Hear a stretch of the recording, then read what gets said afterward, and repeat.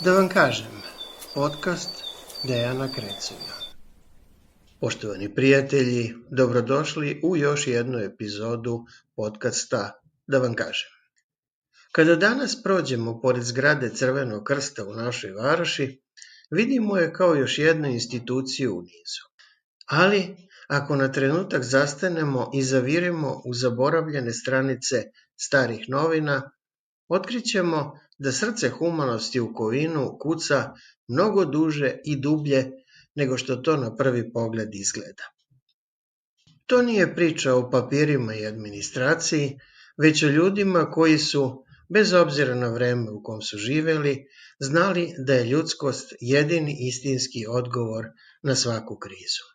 Ako se vratimo u 1911. godinu, onaj stari gospodski Kovin, vidjet ćemo da je humanitarni rad tada bio stvar najviše građanske časti. Na stranicama tadašnjih novina čitamo o ženskoj podružnici koje su vodile dame iz plemenite porodice Despinić od Komorišta, ali i porodice Margan, Brankov, Milosavljević, Arnovljev. Ti ljudi su učili Kovin solidarnosti u najtežim vremenima. U arhivima iz 1912. godine stoji i jedan zanimljiv podatak koji najbolje opisuje duh naše varoši. U jeku prikupljanja pomoći za ranjenike, tadašnja jevrejska zajednica u Kovinu priložila je značajnih 100 kruna. To nam govori da Crveni krst ovde nikada nije znao za granice, veru ili naciju. Bio je to zajednički odgovor cele zajednice. Međutim, humanost nije ostala zaključana samo u tim prašnjavim arhivima. Mnogi od nas nose jedan sasvim lični deo te priče koji nas vraća u školske klupe polovinom 70. godina.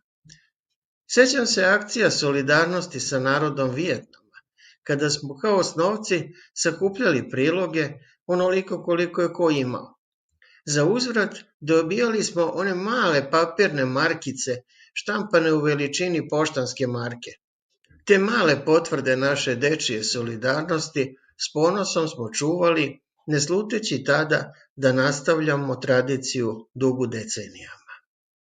Od tih đačkih markica preko ratnih bolnica iz 1915. godine pa sve do današnjih volontera koje srećemo u gradu, proteže se jedna ista neraskidiva nit. Države su se menjale, granice su se crtale i brisale, ali taj osjećaj da ne smemo okrenuti glavu od tuđe nevolje ostao je konstanta Kovina.